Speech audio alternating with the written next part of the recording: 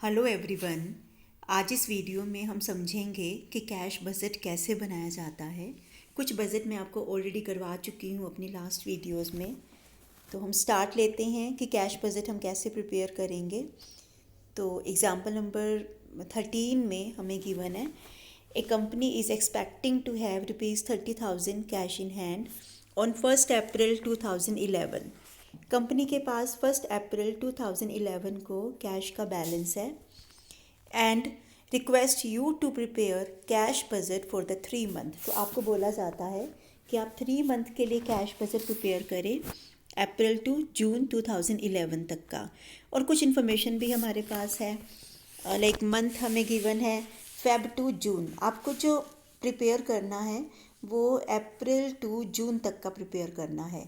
Cell, purchases, wages, expenses. Basically अगर हम cash budget की बात करें तो कैश बजट में होता क्या है, कैश बजट के अंदर हम दिखाते हैं कि हर मंथ में हमें कितने अमाउंट रिसीव हुई हैं और कितना हमने उसको डिसबर्समेंट किया है, उसको हमने बाहर स्पेंड किया है। और कोई भी अगर बैलेंस होता है किसी भी पर्टिकुलर मंथ का, क्लोजिंग बैलेंस अगले के लिए वो ओपनिंग बैलेंस बन जाता है। अगर वो सरप्लस है तो डेफिशिएंसी होगी तो वो नेगेटिव बैलेंस होगा। तो इस तरह से हम कैश बजट बना सकते हैं।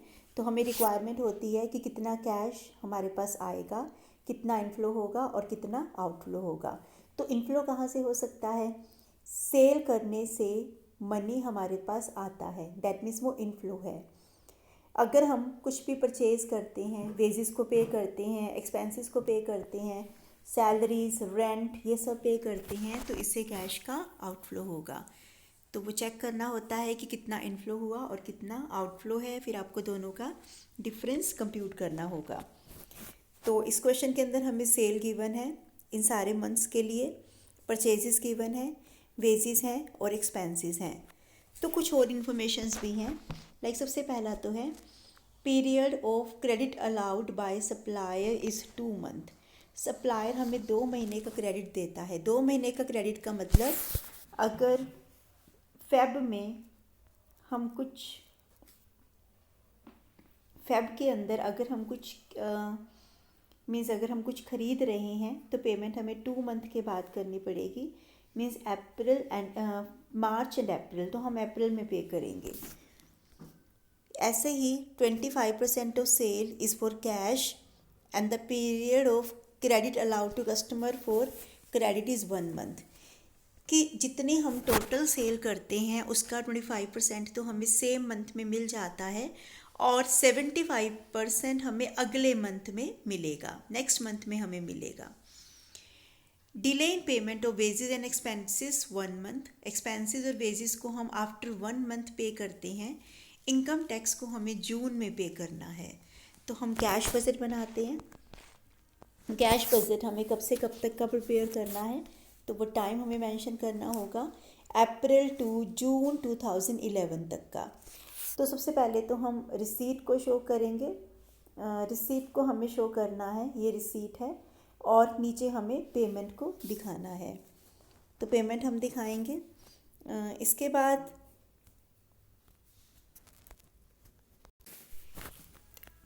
पेमेंट को हमें दिखाना है। तो रिसीट में हम क्या लेंगे? सबसे पहले हमें अप्रैल, मई और जून, इन तीनों मंथ के लिए हमें बजट प्रिपेयर करना है। तो सबसे पहले हम रिसीट में कैश का ओपनिंग बैलेंस लेंगे। हमें क्वेश्चन के अंदर जो कैश का ओपनिंग बैलेंस गिवन है, यहाँ हमें गिवन है कि स्टार्टिंग में जो कैश का ओपनिंग बैलेंस था वो 32,000 का था। तो ये अमाउंट हमें शो करनी पड़ेगी 32,000। तो जब हम कैश बजट प्रिपेयर करेंगे तो सबसे स्टार्टिंग में हमें ये ओपनिंग बैलेंस दिखाना है 32,000 का।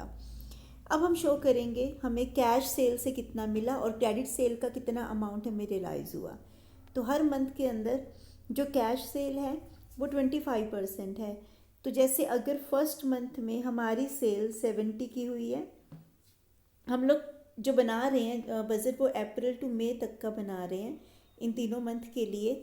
तो फेब का मतलब जो फेब की पूरी सेल है इसका 25% तो सेम मंथ में रियलाइज़ होगा और 75% वो हमें नेक्स्ट मंथ में रियलाइज़ होगा। ऐसे ही मार्च का 25 सेम मंथ में होगा और 75 नेक्स्ट मंथ में होगा। दैट मीन्स अगर हम अप्रैल की बात करें तो अप्रैल के अंदर हमें जो अमाउंट रियलाइज़ होगी वो लास्ट मंथ का 75% रियलाइज़ होगा।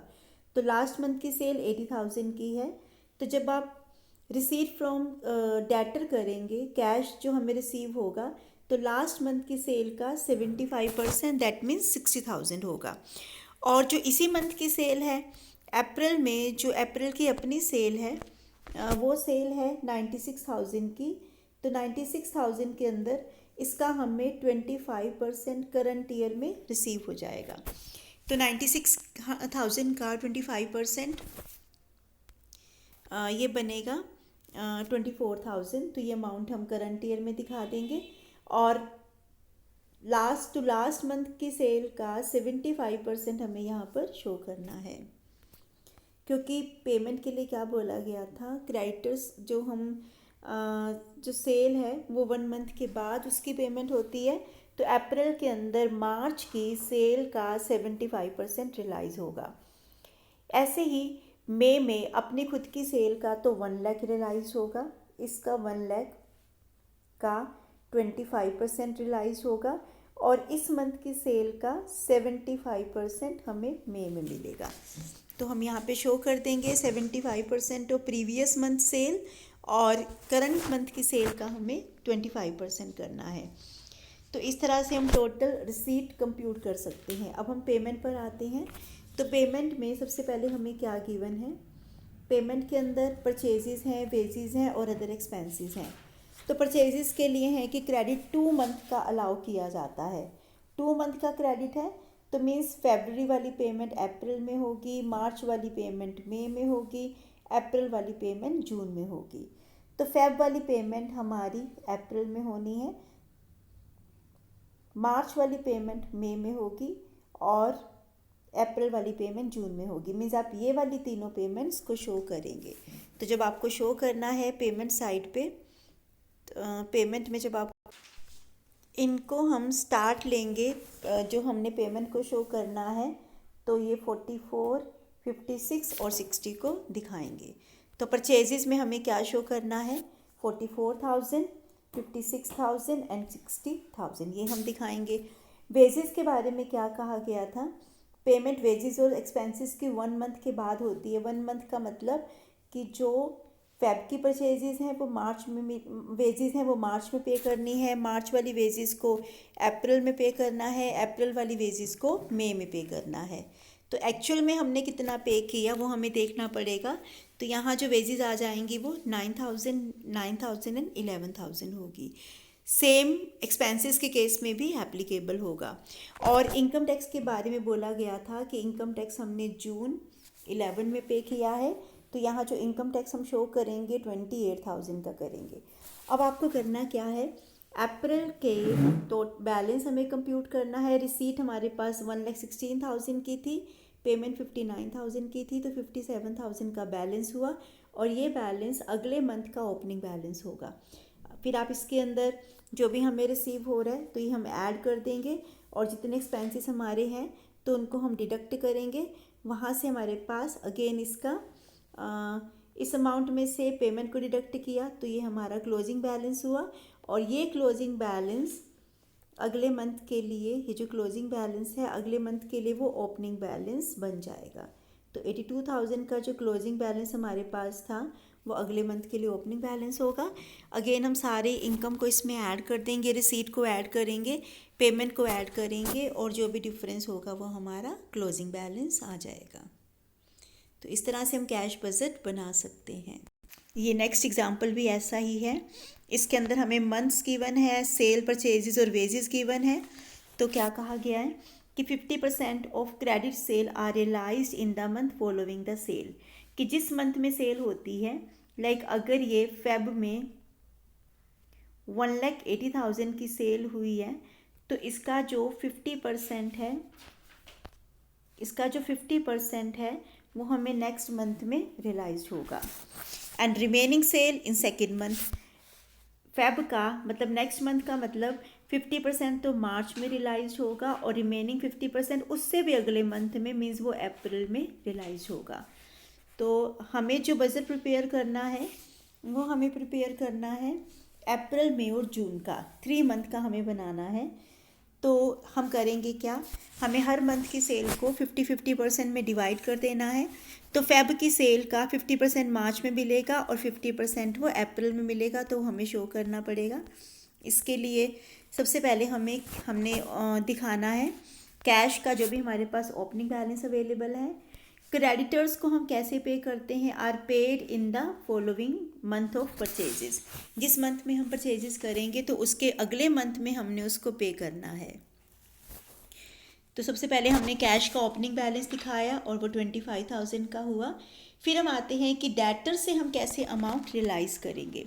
तो डेटर से अमाउंट करने के लिए हमें क्या करना है, अप्रैल के मंथ में डेटर का जो अमाउंट रियलाइज्ड है, फेब की सेल का 50% और मार्च की सेल का भी 50% होगा। दोनों को ऐड करेंगे तो 186,000 आ जाएगा। ऐसे ही मई में मार्च की सेल का 50% मिलेगा और अप्रैल की सेल का भी 50% मिलेगा, क्योंकि जो हमारी मार्च की सेल है, मार्च की सेल की पेमेंट आधी तो अप्रैल में होगी और आधी जो है वो मई में होगी। ऐसे ही जो अप्रैल की पेमेंट है 50% मई में होगा और 50% जून में होगा। तो हम इसको 50-50% हम ऐड करते जाएंगे, जो भी हमारे पास इंफॉर्मेशन गिवन है तो उसके बेस पर हम सेल कंप्यूट कर सकते हैं। ओपनिंग बैलेंस हमें कैश का 25,000 का गिवन है, 186,000 हमने इसमें ऐड किया तो 2,11,000 का हमारे पास कैश का बैलेंस आ गया। फिर हम इसमें से पेमेंट को डिडक्ट करेंगे। क्रेडिटर्स की पेमेंट नेक्स्ट मंथ में होती है। नेक्स्ट मंथ का मतलब जो फेब की पेमेंट है वो मार्च में होगी, मार्च वाली पेमेंट अप्रैल में होगी। तो मार्च की पेमेंट हम देख सकते हैं 144 की गिवन है, तो ये पेमेंट कब होनी है, ये नेक्स्ट मंथ में होनी है। तो अप्रैल की जो पेमेंट है आप उसमें 144 दिखाएंगे और फिर 243 एंड 246 को शो कर देंगे। एक्सपेंडिचर के बारे में कोई इन्फॉर्मेशन नहीं है तो वो उसी पर्टिकुलर ईयर के एक्सपेंडिचर्स को हम दिखा देंगे। अब टर्न आती है क्लोजिंग बैलेंस कंप्यूट करने की। तो क्लोजिंग बैलेंस के लिए हमें क्या करना होगा, सबसे पहले हम अप्रैल के मंथ का ये जो हमारा रिसीट का टोटल है दैट इज़ 2,11,000, इसमें से पेमेंट को हम डिडक्ट कर देंगे और डिफरेंस हमारा 56,000 होगा। अब ये जो डिफरेंस है वो नेक्स्ट मंथ के लिए ओपनिंग बैलेंस हो जाएगा। इसमें हमने रिसीट को ऐड किया और रिसीट को ऐड करके टोटल 2,06,000 का हो गया। इसमें से हमने पेमेंट को डिडक्ट किया, तो पेमेंट को डिडक्ट करने के बाद 47,000 का नेगेटिव बैलेंस है और यही नेगेटिव बैलेंस अगले मंथ के लिए ओपनिंग बैलेंस हो जाएगा। इसमें हमने 141 ऐड किया तो 94,000 का डिफरेंस हुआ और उसके बाद पेमेंट हमने दिखाई तो हमारे पास लास्ट में -1,67,000 का बैलेंस रह जाता है। तो ये हमारा सबसे एंड का क्लोजिंग बैलेंस होगा। नेक्स्ट जो क्वेश्चन है इसमें भी आपको कैश बजट प्रिपेयर करना है। इनकम एक्सपेंडिचर के फोरकास्ट हमारे पास गिवन है, मंथ 2007 2008 का है, हमें जैन टू अप्रैल तक का बनाना है। सेल भी गिवन है, purchases, wages, manufacturing expenses, administrative expenses, selling expenses हमें गिवन है।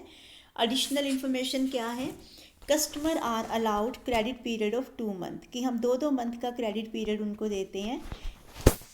2 मंथ का मतलब क्या है, नवंबर की जो सेल हुई है इसकी पेमेंट हमें जैन में मिलेगी, दिसंबर की सेल की पेमेंट फेब में मिलेगी, जैन की सेल की पेमेंट हमें मार्च में मिलेगी। तो 2 मंथ के बाद हमें पेमेंट मिलनी है। तो जब आप रिसीट में दिखाएंगे, क्योंकि हमें 3 मंथ का बजट प्रिपेयर करना है, जैन फेब एंड मार्च, तो जैन फेब मार्च तक का हमें बजट बनाना है। तो उस बजट के अंदर हमें सबसे मार्च अप्रैल तक का बजट हमें बनाना है। तो उसके अंदर आपको रिसीट साइड में सबसे पहले तो बैलेंस शो करना होगा अगर हमें कोई गिवन है, फिर आपको डेटर का रियलाइज्ड अमाउंट आपको दिखानी है। तो आप फिर वो कैसे दिखाएंगे, जो भी बताया गया है कि कस्टमर 2 मंथ के क्रेडिट पर देते हैं, मीन्स नवंबर की पेमेंट हमें जैन में मिलेगी तो नवंबर की पेमेंट 30,000 है। तो आप जब ये दिखाएंगे रियलाइज फ्रॉम डेटर तो 30 दिखा देंगे। ऐसे नेक्स्ट मंथ में नेक्स्ट वाला 35, मार्च में नेक्स्ट मंथ का 25 और अप्रैल में लास्ट जो मंथ का है वो 30,000, लास्ट टू लास्ट मंथ की रिसीट हम दिखा देंगे। तो फर्स्ट मंथ में तो 15,000 का बैलेंस था, 30 की सेल हुई, तो टोटल हो गया 45,000 की रिसीट में आ जाएगा। अब हम पेमेंट की तरफ आते हैं। तो बाकी इन्फॉर्मेशन क्या है, डिविडेंड ऑफ ₹10,000 इज़ पेएबल इन अप्रैल। तो अप्रैल के अंदर हम डिविडेंड की पेमेंट को दिखा देंगे, डिविडेंड को हम अप्रैल के मंथ में शो कर देंगे। इसके बाद है capital expenditure to be incurred. Plant purchase किया गया है ऑन 15th Jan फॉर ₹5,000, 5,000 में हमने प्लांट खरीदा है। Building has been purchased on 1st March and payment are to be made in monthly instalments of 2,000। जो पेमेंट हम कर रहे हैं वो हमारी मंथ में है और जो इंस्टॉलमेंट है वो 2,000 पर मंथ की है। तो जब आपको पेमेंट में दिखाना है जितना जो हमने जब ख़रीदा है तो वो हम उस अकॉर्डिंगली हम शो करेंगे।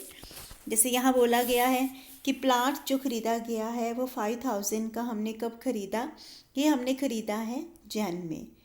15 जैन को हमने प्लांट परचेज़ करा है। तो आप जैन वाले कॉलम में इस 5,000 की पेमेंट को दिखा देंगे जो हमने प्लांट परचेज़ किया। इसके बाद हम बिल्डिंग परचेज़ कर रहे हैं और वो बिल्डिंग हमने मार्च में ख़रीदी है। तो जो भी बिल्डिंग की पेमेंट है वो 2,000 की इंस्टॉलमेंट में हम कर रहे हैं। मार्च में भी हम करेंगे 2,000 की, और उसके बाद अप्रैल में भी आपको उस 2,000 की इंस्टॉलमेंट को दिखाना है। तो दोनों मंथ में हम जो बिल्डिंग का एक तरह से लोन है तो वो दो पेमेंट हम 2,000 की दोनों मंथ में दिखा देंगे, मार्च और अप्रैल में। इसके बाद नेक्स्ट हमें गिवन है creditors are allowing credit of 2 month. तो सेम यही है कि अगर क्रेडिट अलाउ करने की बात होती है तो अगर फेब के कोई, तो अगर फेब की पेमेंट है, फेब की परचेजेज़ हैं तो उसकी पेमेंट अप्रैल में होगी। अगर मार्च की परचेजेज़ हैं तो मई में होगी। अगर अप्रैल की परचेजेज़ हैं तो जून में होगी। तो यहाँ भी हम देख लेंगे कि परचेजेज़ हमारी जो नवंबर की परचेजेज़ है उसकी पेमेंट जैन में होनी है। नवंबर में हमने 15,000 की गुड्स को परचेज़ किया था, तो जैन के अंदर जो हम क्रेडिटर्स की पेमेंट को शो करेंगे तो वो हम दिखाएंगे 15,000। ऐसे ही फेब में हम उससे लास्ट टू लास्ट मंथ की दिखाएंगे 20,000, मार्च में 15,000 और अप्रैल में 20,000। फिर हम आते हैं वेजेस पर। वेजेस के बारे में, वेजेस जो है वो फर्स्ट ऑफ नेक्स्ट मंथ, अगले मंथ हम पे करते हैं। अगले मंथ में पे करने का मतलब कि जो 3,000 नवंबर की वेजेस हैं उनको हम दिसंबर में पे करेंगे। दिसंबर वाली वेजेस को जैन में पे किया जाएगा। तो हम स्टार्ट कहाँ से लेंगे, दिसंबर वाली पेमेंट से। 3,200, 2,500, 3,000 एंड 2,400। तो ये पेमेंट्स हम वेजेस की दिखा देंगे। इसके बाद अदर एक्सपेंसेस में भी 1 मंथ का गैप है। ये लाइन हमें गिवन है, lag in payment of other expenses is 1 month. 1 month का गैप है। तो दैट मीन्स जो हमारे एक्सपेंडिचर हैं, चाहे वो मैन्युफैक्चरिंग है, एडमिनिस्ट्रेटिव है या वो सेलिंग एक्सपेंसेस हैं, ये तीनों हमें गिवन है। तो आप इनकी जो पेमेंट है वो नेक्स्ट मंथ में करेंगे। दैट मीन्स नवंबर वाली पेमेंट दिसंबर में होगी, दिसंबर वाली पेमेंट जैन में होगी। तो मैन्युफैक्चरिंग की जब हम स्टार्ट लेंगे, दिसंबर की पेमेंट जैन में होनी है, तो हम 1,225 से स्टार्ट लेंगे। 1,225, देन 990, 1050 एंड 1050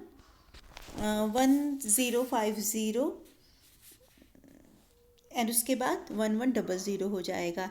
ऐसी एडमिनिस्ट्रेटिव एक्सपेंसेस की पेमेंट भी हम 1040 से स्टार्ट लेंगे। सेलिंग एक्सपेंसेस की पेमेंट भी हम 550 से स्टार्ट लेंगे और वो कॉन्टिन्यूटी में आगे चलता रहेगा। तो ये तीनों एक्सपेंसेस को हमने इस तरह से शो कर देना है। इसके बाद ये कंप्लीट है। तो अब हम डिफरेंसेस कंप्यूट करेंगे। जैन के रिसीट में से पेमेंट को डिडक्ट करेंगे तो हमारे पास क्लोजिंग बैलेंस हो जाएगा, और ये क्लोजिंग बैलेंस नेक्स्ट मंथ के लिए ओपनिंग बैलेंस होगा। फिर नेक्स्ट मंथ के लिए भी हम कंप्यूट करेंगे तो इसका क्लोजिंग नेक्स्ट के लिए ओपनिंग, ऐसे नेक्स्ट का क्लोजिंग अगले के लिए ओपनिंग होगा, और लास्ट का जो बैलेंस है वो हमारा आंसर आ जाएगा जो हमारे पास इन हैंड बचेगा आफ्टर 4 मंथ। तो ये बजट्स के कुछ एग्जाम्पल थे। मुझे उम्मीद है कि आपको ये समझ में आ गया होगा। Thank you.